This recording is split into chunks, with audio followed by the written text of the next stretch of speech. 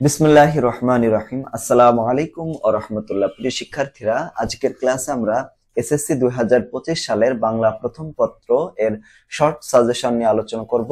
আজকের আলোচ্য বিষয় হবে গদ্য অংশ থেকে অভাগীর স্বর্গ। লিখেছেন শরৎচন্দ্র চট্টোপাধ্যায়। এই অভাগীর স্বর্গ গল্প থেকে আমরা যত সংক্ষেপে পারা যায় তত আমরা এমসিকিউ দিয়েছি এবং সিকিউ দিয়েছি খুবই সংক্ষিপ্ত আকারে। এটা যদি তোমরা পড়ো 100% ইনশাল্লাহ তোমরা কমন পাবা। 100% ইনশাআল্লাহ তোমরা যদি 100% এই সিলেবাস গুলোকে ফলো করতে পারো বা এই শর্ট সাজেশনটা ফলো করতে পারো। প্রথমে আমরা এমসিকিউ প্রশ্ন এবং সমাধান দেখব। 1 নম্বর প্রশ্ন হচ্ছে, অধর রায় গাছের দাম কয় টাকা আনতে বলে?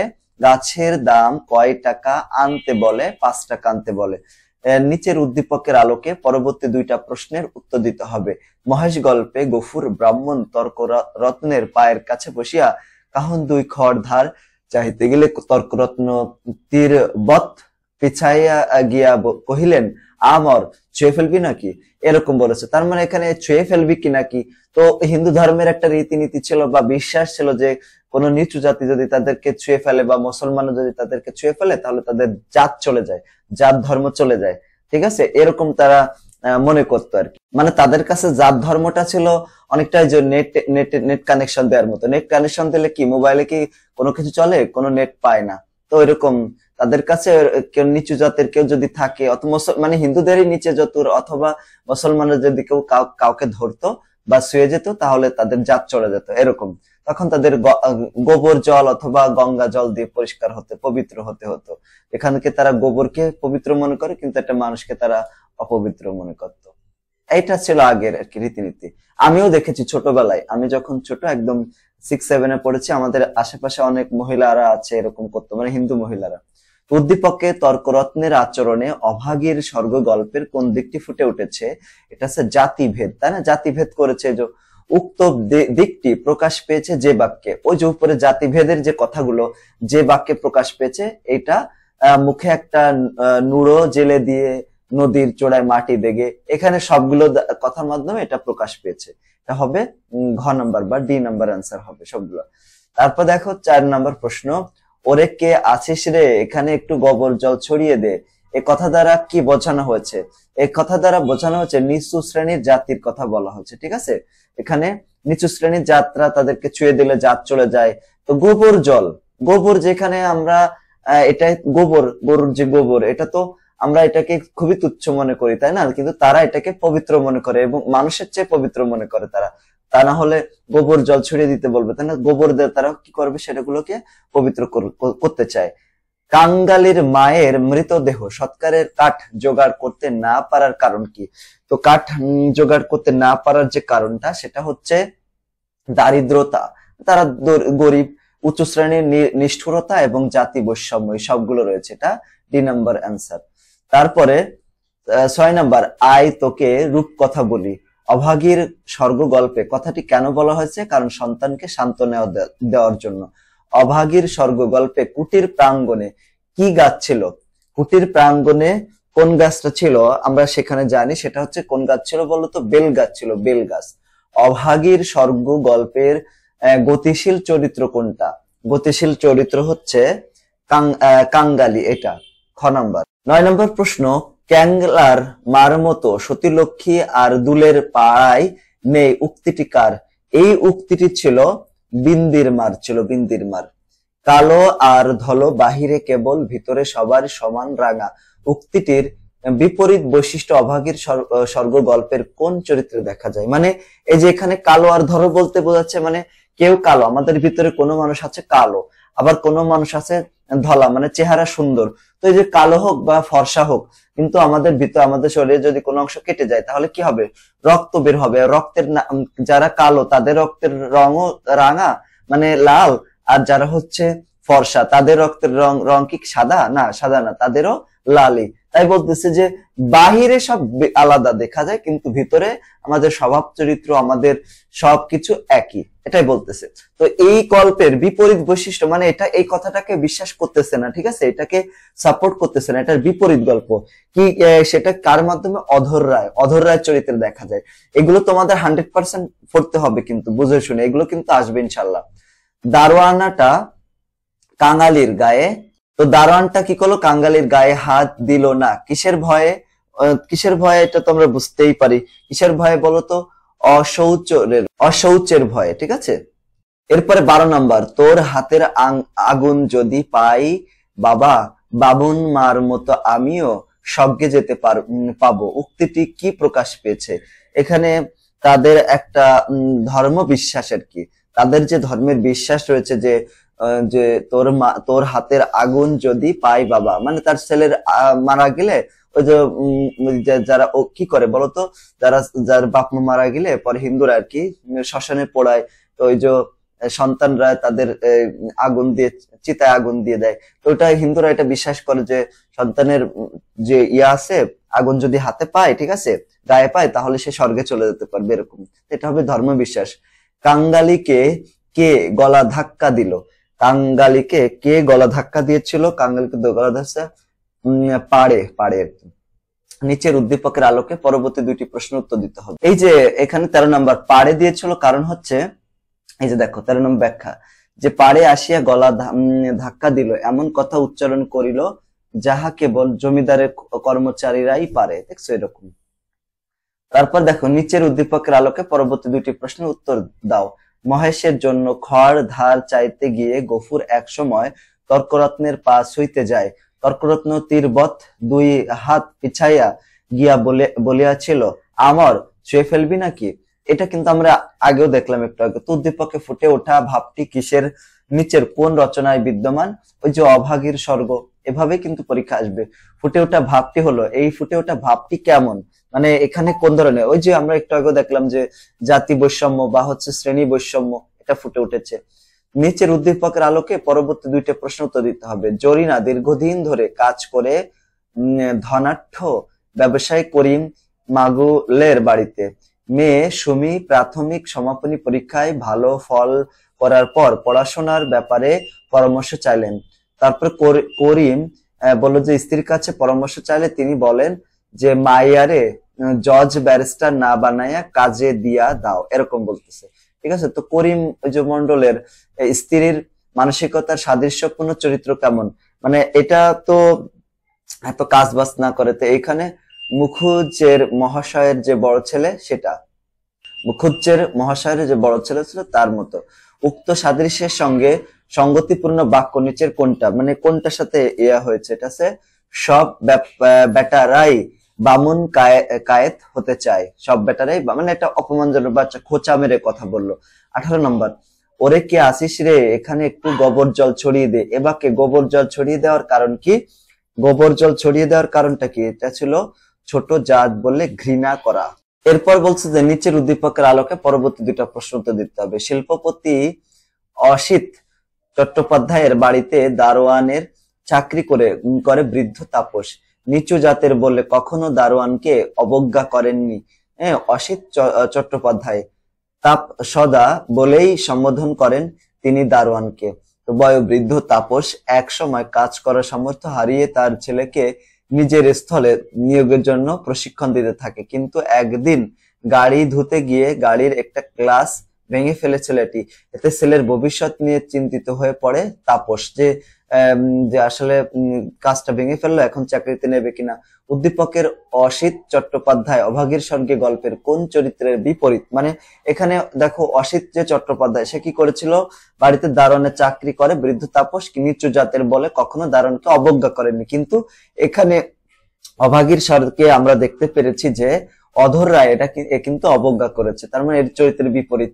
উদ্দীপকের তাপসকে অভাগীর স্বর্গ গল্পের অভাগীর বৈশিষ্ট্যের অধিকারী বলা যায়, কারণ তারা উভয়ই কি বলতো, তারা উভয়ই এখানে দায়িত্বশীল, সন্তান বৎসল্য এবং শঙ্কাগ্রস্ত রয়েছে। এটা সবগুলো অ্যান্সার। তারপর 21 নম্বর, অভাগীর স্বর্গ গল্পে মা কাঙ্গালিকে কার কাছ থেকে আলতা আনতে বলেছিল। আলতা আনতে বলেছিল কার কাছ থেকে? এটা হচ্ছে নাপতে বৌদির কাছ থেকে আলতা আনতে বলেছিল। 22 নম্বর প্রশ্ন, দুলের মরার কাঠ কি হবে শুনি? উক্তিটিতে অধর রায়ের কোন মনোভাব প্রকাশ পেয়েছে? এটা কোন ধরনের মনোভাব? অবজ্ঞা করা, মানে কাউকে ছোট মনে করা, হিংসা করা, এরকম। নিচের উদ্দীপকের আলোকে পরবর্তী দুইটা প্রশ্ন উত্তর দিতে হবে। সাদিদ বাগেরহাট পিসি কলেজে পড়ে। মায়ের অসুস্থতার সংবাদ পেয়ে রাতেই বাড়ির উদ্দেশ্যে রওনা দেয়। গভীর রাতে বাড়ির নিকটে নদীর তীরে পৌঁছায়। নদীতে পারাপারের নৌকা না পেয়ে সাঁতার কেটে নদী পার হয়ে বাড়িতে আসে। এখানে 23 নম্বর, উদ্দীপকের সাদিদ চরিত্রটি অভাগীর স্বর্গ গল্পের কাকে প্রতিনিধিত্ব করে? তো এখানে কাকে প্রতিনিধিত্ব করেছিল? যাকে, সেটা হচ্ছে কাঙ্গালি। তো উক্ত চরিত্রে ফুটে উঠেছে, উক্ত চরিত্রে কোনটা ফুটে উঠেছে? এটা হচ্ছে মায়ের প্রতি ভালোবাসা এবং মায়ের প্রতি কর্তব্যবোধ। এখানে এ নাম্বার হবে। আর একটি প্রাণী দূরে থাকিয়া এই দলের সঙ্গী হইল। এখানে অভাগীকে প্রাণী বলে উল্লেখ করার কারণ হচ্ছে, কেন? কারণ হচ্ছে এখানে ছোট জাত বলে অবজ্ঞার পাত্র বলে মনে করা। এ নাম্বার হবে। রসিক বেলগাছটি কাটতে গেলে দারোয়ান বাধা দেওয়ার কারণ কি? তো দারোয়ান বাধা দিয়েছিল এই কারণে যে এখানে যে বেলগাছটির মালিক জমিদার এবং গোমস্তার অনুমতি নেয়নি। এটা অ্যান্সার হবে ডি। নিচের উদ্দীপকের আলোকে পরবর্তী দুইটা প্রশ্ন উত্তর দিতে হবে। ভগবানের ফৌজদারি কোর্ট নাই, সেখানে জাতি বিচার পইতে টিকি টুকি টোপর, সব সেথা ভাই একাকার, জাত সে শিখেই তোলা রবে, কর্ম নিয়ে বিচার হবে, বামুন চাড়লো এক দোয়ালে, নরক কিংবা স্বর্গ কোথেকে। ঠিক আছে, এখানে উদ্দীপকে তোমার পাঠ্যবের কোন রচনাটিকে ইঙ্গিত করা হয়েছে, মানে কোনটাকে বোঝানো হয়েছে। ঠিক আছে, তো এখানে অভাগীর স্বর্গ বোঝা যাচ্ছে যে এরকম টাইপের। উক্ত রচনায় প্রকাশ পেয়েছে, মানে উপরে যেটা, সেটা কি ধরনের কি প্রকাশ পেয়েছে? সেটা প্রকাশ পেয়েছে হচ্ছে এই যে সন্তানবাদের নির্মম রূপ, সামন্তবাদের নির্মম রূপ এবং নিম্নবিত্ত মানুষের জীবন। এটা অভাগীর স্বর্গ গল্পে উপস্থিত ভাবের তাৎপর্য, মানে যে ভাবটা রয়েছে সেটা তাৎপর্য কেমন? সেটা রয়েছে এই যে সামন্তবাদের নির্মম রূপ রয়েছে এবং হতদরিদ্র মানুষের দুঃখ কষ্ট যন্ত্রণা। এটা হচ্ছে বি নম্বর হবে এখানে অ্যান্সার। এরপরে 30 নম্বর, অভাগীর স্বর্গ গল্পে শরৎচন্দ্র চট্টোপাধ্যায় অত্যন্ত দরদি ভাষায় উপস্থাপন করেছেন। অত্যন্ত দরদি ভাষায় কি উপস্থাপন করেছেন? তিনি উপস্থাপন করেছেন হচ্ছে সামন্তবাদের নির্মম চিত্র এবং নিচু শ্রেণী মানুষের দুঃখ কষ্ট যন্ত্রণা। এটা সব বেটারাই এখন বামুন কায়েত হতে চায়। গল্পে এ বক্তব্যে কোন ভাব ফুটে উঠেছে? এটা বিরক্তি, ক্রোধ, ক্ষোভ নাকি বিদ্রুপ? কি ফুটে উঠেছে বলতো? এখানে বিদ্রুপ ফুটে উঠেছে, মানে একটা অবজ্ঞা। শরৎচন্দ্র চট্টোপাধ্যায়কে ডিলিট উপাধি প্রদান করেন কোন বিশ্ববিদ্যালয়? তো ডিলিট উপাধি তাকে দেওয়া হয় ঢাকা বিশ্ববিদ্যালয় থেকে। 33 নম্বর, নিচের উদ্দীপকের আলোকে পরবর্তী দুইটা প্রশ্ন উত্তর দিতে হবে। পূজার সময় যেমন খা পাড়ার কুদ্দুস, সেলিনা, তারপরে কামালরা হিন্দু পাড়ায় যায়, তেমনি ঈদের দিন অরুণ, মালতি, তারপরে ভবেশ্বরা খা পাড়ায় আসে। তো খা দায় আনন্দে মাতে, মানে খায় দায়, এরপরে কি করে? আনন্দে মেতে ওঠে। রহমতপুরের মানুষ যেন একে অপরের স্বজন, এরকম। তো উদ্দীপকের ভাববস্তুর সাথে নিচের কোন রচনায় বিষয়বস্তুর বৈপরীত্য লক্ষ্য করা যায়, মানে বিপরীতটা ভাব? অভাগীর স্বর্গ, এটা হচ্ছে 2 নম্বর বা খ নম্বর।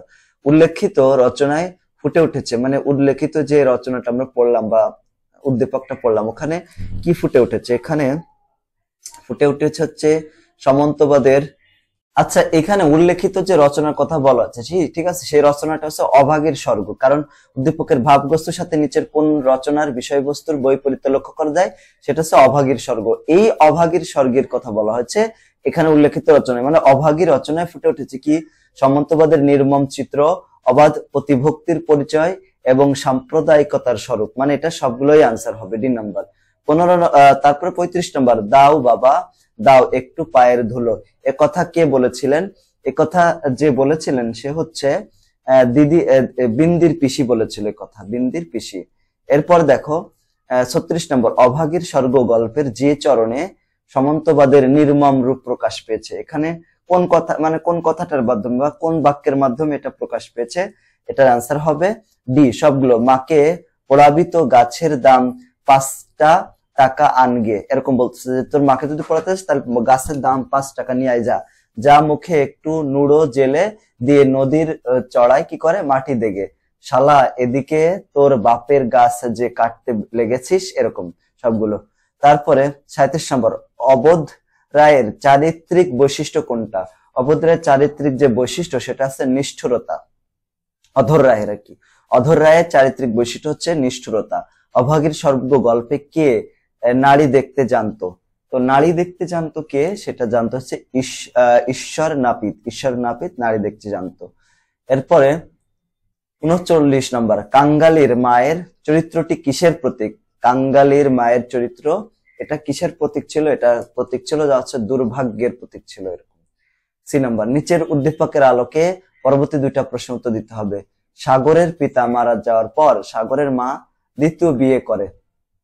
অসহায় সাগর স্নেহে কি করে বঞ্চিত হয়ে তার খালার কাছে বড় হতে থাকে। এখানে বলছে যে সাগরের মা অভাগীর স্বর্গ গল্পের কোন চরিত্রের পরিপন্থী, মানে কোন চরিত্রটাকে প্রতিনিধিত্ব করে না, সেটা হচ্ছে কি বলতো? সি নাম্বার, অভাগী। সাগরের মা অভাগীর স্বর্গ গল্পের কোন চরিত্রের পরিপন্থী? অভাগী। এরপরে 41 নম্বর বলছে যে দিক থেকে উক্ত চরিত্র দুটি একে অন্যের পরিপন্থী সেটা হচ্ছে সন্তান বাৎসল্য।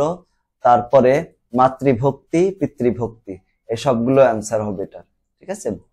এটার হবে, মানে সবগুলো অ্যান্সার হবে না, এটা হবে হচ্ছে শুধুমাত্র 1 নাম্বার, এই যে সন্তান বাৎসল্য, শুধুমাত্র এটা 1 নাম্বার। এ নাম্বার, ঠাকুরদাস মুখুজ্জের সন্তানাদির সংখ্যা কত ছিল? কতজন সন্তান ছিল তাদের? এটা হচ্ছে সন্তান ছিল 7জন সন্তান ছিল। তারপরে হিন্দুস্তানি দারোয়ান কাঙ্গালিকে মারতে গিয়েও মারলো না কেন? কারণ হচ্ছে এটার আনসার হবে এ নাম্বার, অশৌচের ভয়ে। শরৎচন্দ্র কত সালে মায়ানমার যান? শরৎচন্দ্র কত সালে মায়ানমার যান, তাই না? তো এটা হবে ডি নাম্বার, এটা 1903 সালে মায়ানমার গিয়েছিলেন। অভাগীর স্বর্গ গল্পে লেখক কাকে অনভিজ্ঞ বলেছেন? অনভিজ্ঞ বলেছেন কাকে? বলেছেন হচ্ছে কাঙ্গালিকে। কে অপ টু হাতে ভাত রাখতে প্রস্তুত ছিল? অপ টু হাতে কে ভাত রাখতে প্রস্তুত ছিল? কাঙ্গালি। তারপরে বিন্দির পিসি কোনটি একটি টাকায় বাধা দিতে গিয়েছিল? এটা হবে সি নাম্বার, ভাত খাইবার পিতলের কাশি। এটা মুষ্টিযোগ কি? মুষ্টিযোগ হলো সি নাম্বার, এটা টোটকা চিকিৎসা। ভাগ্যিমানি মা তুমি স্বর্গে যাচ্ছ, আমাকেও আশীর্বাদ করে যাও, উক্তিটি কার ছিল? উক্তিটি ছিল হচ্ছে বি নাম্বার, কাঙ্গালির মার ছিল। তারপরে রসিক বেল গাছটি কি কাজে ব্যবহার করতে চেয়েছিল? এটা কেন ব্যবহার করতে চেয়েছিল? এটা হচ্ছে অভাগীর শবদাহের জন্য, এটা মানে মৃত্যুর পরে যে পোড়ায় দেয় না, তার জন্য। তো আমরা এখানে যেটা করলাম 50টা এমসিকিউ পড়লাম। এই 50টা এমসিকিউ যদি এখান থেকে তোমরা সুন্দর করে পড়ো 100% তোমরা কমন পাবো। এখন আমরা জ্ঞানমূলক সিকিউ প্রশ্নের জন্য জ্ঞানমূলক মানে ক নাম্বার যে প্রশ্নগুলো হবে সেগুলো দেখি। যেমন 1 নম্বর প্রশ্ন, অভাগীকে নদীর চড়ায় মাটি দিতে বলেছিল কে? মাটি দিতে এখানে ভট্টাচার্য মহাশয় অভাগীকে নদীর চড়ায় মাটি দিতে চেয়েছিল। গ্রামে কে নারী দেখতে জানতো? গ্রামে ঈশ্বর নাপিত নারী দেখতে পারতো। ঠাকুরদাস মুখুজ্জের স্ত্রী কয় দিনের অসুখে মারা গেলেন? 7 দিনের অসুখে তিনি মারা গিয়েছিলেন। কলকাতা বিশ্ববিদ্যালয় শরৎচন্দ্র চট্টোপাধ্যায় কোন পদক প্রদান করেছিল? তো এখানে তাকে জগত্তারিণী পদক প্রদান করেছিলেন। সব ব্যাটারি এখন বামুন কায়েত হতে চায়, উক্তিটি বা কথাটি কে বলেছিল? কথাটি বলেছিল মুখোপাধ্যায়ের মহাশয়ের বড় ছেলে এই কথাটা বলেছিল। এরপর আমরা অনুধাবনমূলক সিকিউ প্রশ্ন দেখব। এখানে মানে খ নম্বর যে প্রশ্নগুলো আসে, যেমন 1 নম্বর প্রশ্ন, এখানে মাকে বিশ্বাস করার কাঙ্গালির অভ্যাস কেন? কারণ কি শিশুকাল থেকে মাকে বিশ্বাস করার শিক্ষা লাভ করেছে বলে মাকে বিশ্বাস করাই কাঙ্গালির অভ্যাস। ঠাকুরদাস মুখুর্জের স্ত্রী মারা গেলে যখন তার শবদাহ করা হয় তা দেখে কাঙ্গালির মা কাঙ্গালিকে বলে যে তিনি রথে করে স্বর্গে গেছেন। বস্তুত কথাটি ভিত্তিহীন এবং অমূলক, কিন্তু ছেলেবেলা থেকে কেবল মা ছাড়া আর কারো সান্নিধ্য লাভ না করায় সে যত আশ্চর্য কথাই বলুক না কেন তা কি করবে, কাঙ্গালি বিশ্বাস করতেই শিখেছে। এখানে তার ব্যতিক্রম হয়নি, না সেই সবগুলো কথাই বিশ্বাস করেছে। মা মরেছে তো যা নিচে নেমে দাঁড়া। তো অধর রায়ের এরূপ উক্তির কারণ কি? তো নিচু জাতের মানুষের প্রতি ঘৃণার কারণে অধর রায় কাঙ্গালিকে নিচে নেমে দাঁড়াতে বললো। ঠিক আছে। মৃত মায়ের সৎকারের জন্য কাঠ সংগ্রহের বা কাঠ আনার জন্য আশায় কাঙ্গালি অধর রায়ের কাছারি বাড়িতে একেবারে কি করেছিল, একবারে উপরে এসে দাঁড়িয়েছিল, কিন্তু মৃত্যের বাড়ি থেকে আসায় সম্ভাব্য অশৌচের ভয়ে এবং জাতি বৈষম্যের কারণে অধর রায় তাকে নিচে নেমে দাঁড়াতে বলে এবং তার দাঁড়ানোর জায়গায় গোবর জল ছিটিয়ে দিতে বলেছিল। তারপরে এখানে 3 নম্বর প্রশ্ন হচ্ছে, রসিক দুলে তার পায়ের ধুলো দিতে গিয়ে কেঁদে ফেললো কেন? তো এখানে কি সমস্যা ছিল? রসিক দুলে তার মায়ের পায়ের ধুলো যখন দিতে গিয়েছিল তখন কেন কেঁদে ফেলেছিল? তো অভাগীর মতো প্রতিভক্তি স্ত্রীর প্রতি করা বৈষম্যের কথা ভেবে মৃত্যুসজ্জায় তাকে পায়ের ধুলো দিতে গিয়ে রসিক কি করেছিল? রসিক কেঁদে ফেলেছিল। অভাগীকে বিয়ের পরই রসিক অন্য গ্রামে উঠে যায়, অভাগীকে বিয়ের পরই কি করেছিল? রসিক অন্য গ্রামে উঠে যায়, তাকে রেখে অন্য জায়গায় চলে যায়। এরপর সে আর অভাগীর খোঁজ খবর নেয়নি, অথচ সেই অভাগী নিজের মৃত্যুকালে রসিকের পায়ের ধুলো চাইলে নিজের কৃত কর্মের কথা ভেবে সে অনুশোচনায় কেঁদে ফেলেছিল যে সে তাকে এত অবজ্ঞা করলেও অভাগী তাকে অনেক ভালোবাসিয়েছিল। তাই অভাগীর জীবন নাট্যের শেষ অঙ্ক বলতে কি বোঝানো হয়েছে? তো অভাগীর জীবন নাট্যের শেষ অঙ্ক বলতে মূলত তার মৃত্যুকালের কথা বোঝানো হয়েছে। অভাগীর জীবনকাল খুব বেশি বিস্তৃত ছিল না, বড়জোর বছর 30-এর ছিল। এরই মাঝে সে জীবনের বহু চড়াই উত্তরায় পার করে এসে জীবনের অন্তিম মুহূর্তে উপস্থিত হয়েছে। বাবা মায়ের মৃত্যু, তারপরে স্বামীর সঙ্গে বিচ্ছেদ, একা একা সন্তান লালন পালন, অভাগীর জীবনে এসবের অভিজ্ঞতা একটা নাটকের থেকে কম রোমাঞ্চকর ছিল না, তাই না? একটা নাটকের মতো ছিল। তাই বলতেছে যে তার ছোটবেলায় পিতামাতা মারা গেছে, তারপরে বিয়ে হয়েছে, কিন্তু স্বামী তাকে রেখে চলে গিয়েছে, তারপরে তার যে সন্তান ছিল সন্তান কিনে সে লালন পালন করেছে, তার মৃত্যুর সময়টাকে তাই এই নাটকের অন্তিম পর্ব বলা হয়েছে। 5 নম্বর প্রশ্ন, নাপিত কাঙ্গালির মায়ের হাত দেখে খুব গম্ভীর করলো কেন? মুখ গম্ভীর কেন করলো? কাঙ্গালির মায়ের মুখ আসন্ন বুঝতে পেরে নাপিত মুখ গম্ভীর করেছিল, মারা যাবে তাই আর কি। অভাগীদের গ্রামে একমাত্র ঈশ্বর নাপিত নারী দেখতে পারতো, ঠিক আছে, যে বেঁচে আছে কিনা মারা গেছে। অভাগীর শারীরিক অবস্থার অবনতি হতে থাকলে শেষ পর্যন্ত তাকে খবর দেওয়া হয়। নাপিত নারী দেখে অভাগীর শারীরিক দুরবস্থার কথা বুঝতে পারেন এবং তার মৃত্যু আশঙ্কায় মুখ গম্ভীর করে রাখলো যে সে মারা যেতে পারে এই জন্য। তারপরে বোর্ড পরীক্ষার জন্য গুরুত্বপূর্ণ সিকিউ প্র্যাকটিস প্রবলেম। এখানে দেখো, এইখানে এইগুলো লাগবে আমাদের। অভাগীর জীবন নাট্যের শেষ অঙ্ক পরিসমাপ্তি হইতে চলিল, উক্তিটি কি বোঝানো হয়েছে? তার মৃত্যুর কথা বলা হয়েছে এখানে। এই উক্তিটি বোঝানো হয়েছে যে অভাগীর জীবনের শেষ সময় আসন্ন, তার জীবনের সকল কষ্ট এবং সংগ্রাম শেষ হতে চলেছে, অর্থাৎ তার মৃত্যু নিকটবর্তী। এটি একটি রূপক উক্তি যা জীবনের শেষ পর্ব বা অধ্যায়ের সমাপ্তির দিকে ইঙ্গিত করে। 2 নম্বর প্রশ্ন, রসিক হতবুদ্ধির মতো দাঁড়াইয়া রইল কেন?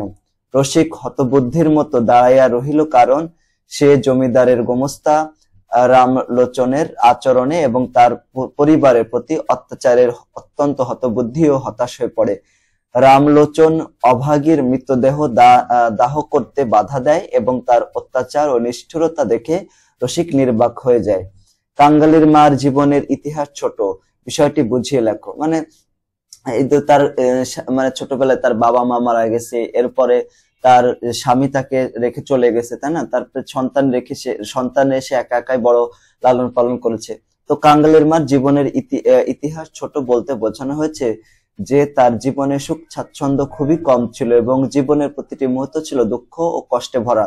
তার জীবনে কোনো বিশেষ সাফল্য বা উল্লেখযোগ্য ঘটনা নেই, বরং তার পুরোটাই ছিল দৈন্য এবং সংগ্রামের মধ্য দিয়ে কাটানো।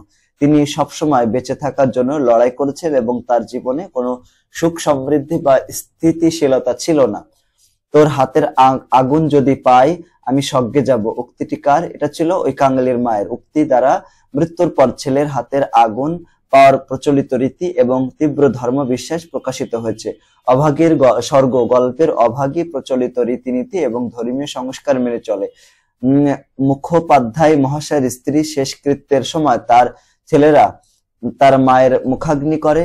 অভাগী মনে করে ছেলের হাতের আগুন পেলে মানুষ স্বর্গে চলে যায়, তাই মৃত্যুশয্যায় সেও তার ছেলের কাছে আবদার করে কাঙ্গালি যেন তার শেষকৃত্যের সময় তার মুখে আগুন দেয়, তাহলে সেও স্বর্গে যেতে পারবে। এরকম একটা তার ধর্মীয় বিশ্বাস ছিল। এখন আমরা যেটা দেখব প্রয়োগ এবং উচ্চতর দক্ষতামূলক, মানে যেগুলো গ এবং ঘতে আসবে। হ্যাঁ, যেমন 1 নম্বর প্রশ্ন, চেয়ারম্যান সাহেবের বাবার মৃত্যুবার্ষিকী উপলক্ষে বিরাট আয়োজন। এলাকার ধনী গরিব সবাইকে নিয়ন্ত্রণ করা হয়েছে। দরিদ্র কৃষক খয়ের আলী, ছেলে রনি এবং মেয়ে রেনুকে নিয়ে সমাজের গণ্যমান্য ব্যক্তিদের বসার স্থানে ভুল করে খেতে বসেছেন।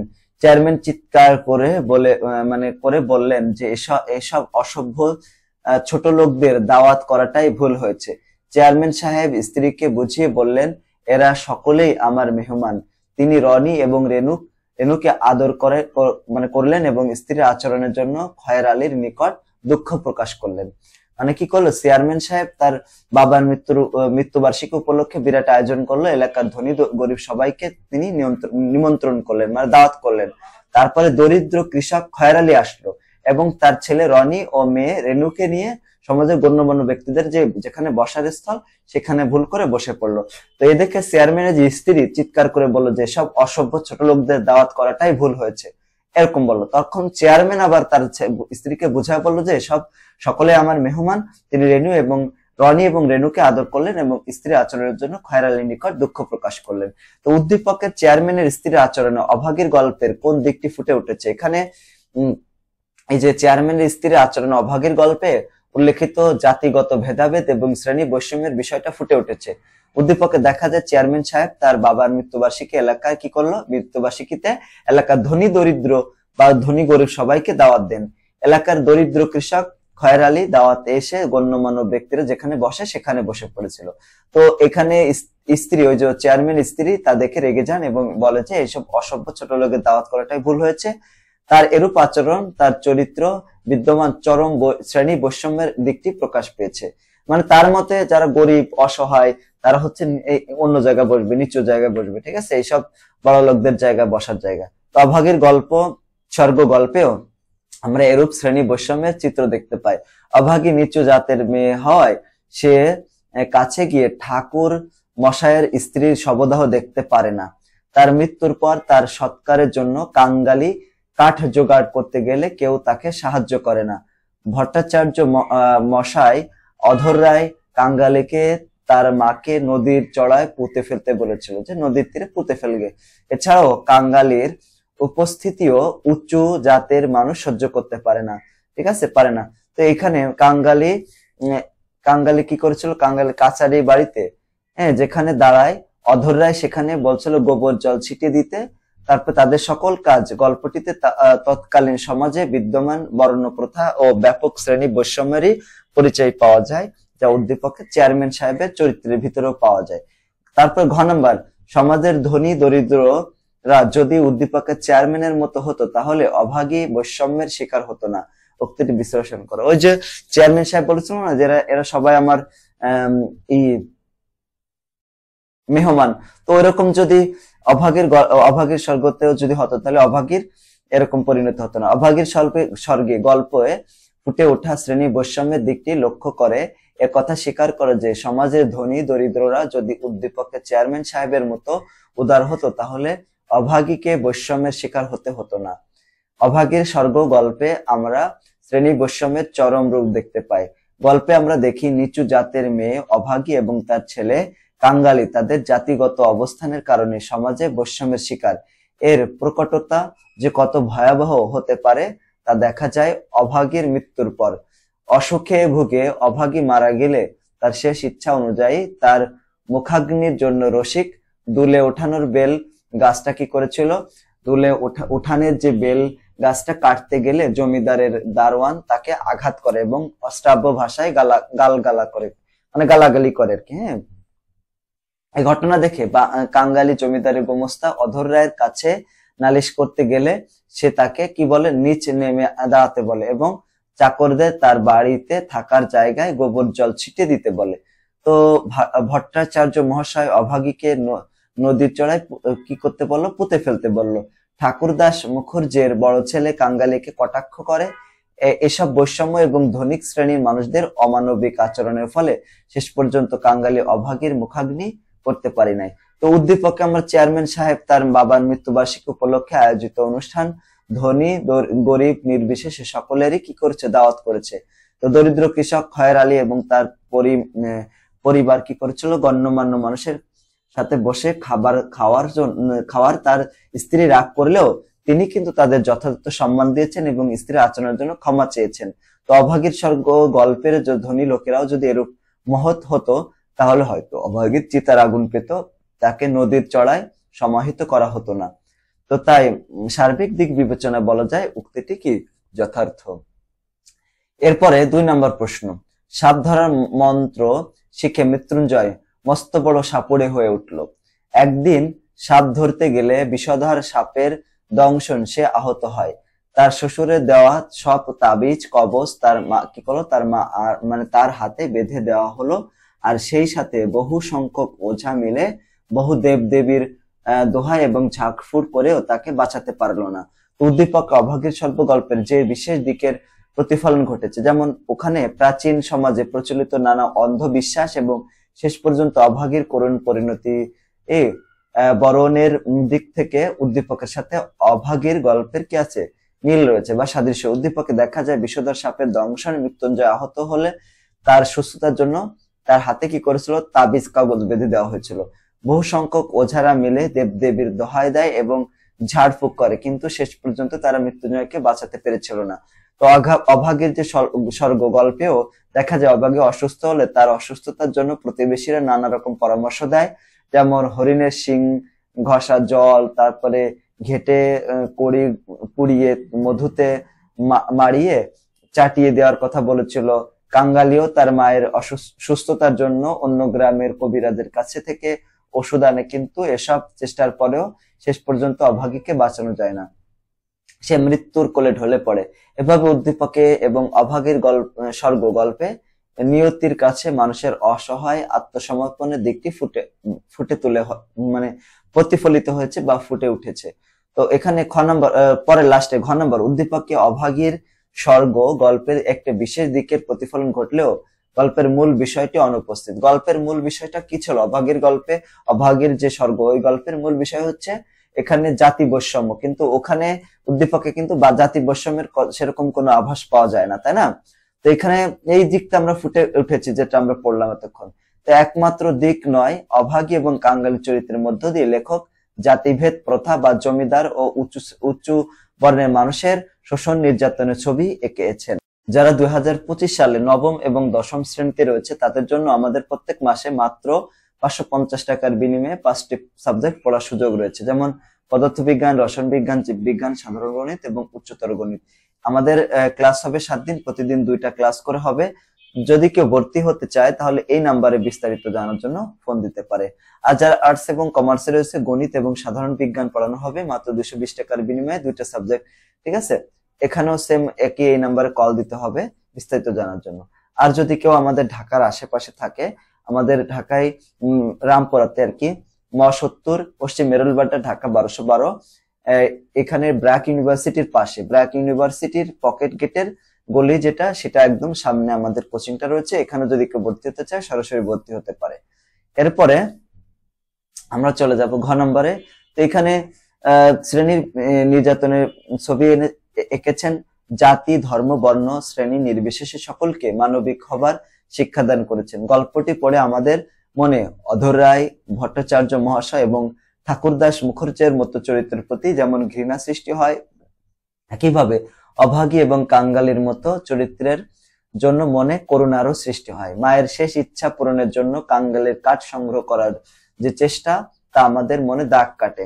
সর্বোপরি শোষণকারী জমিদার, জোতাদার শ্রেণীর অত্যাচার এবং উঁচু নিচু জাতিভেদের যে দ্বন্দ্ব সমাজে বিদ্যমান তার ঊর্ধ্বে উঠে গল্পটি আমাদের মানবিক হবার শিক্ষাদান করে, যা উদ্দীপকে অনুপস্থিত। এ কারণে বলা যায় অভাগীর করুণ পরিণতির সাথে উদ্দীপকের মিল থাকলেও এখানে গল্পের মূল বিষয়টি অনুপস্থিত।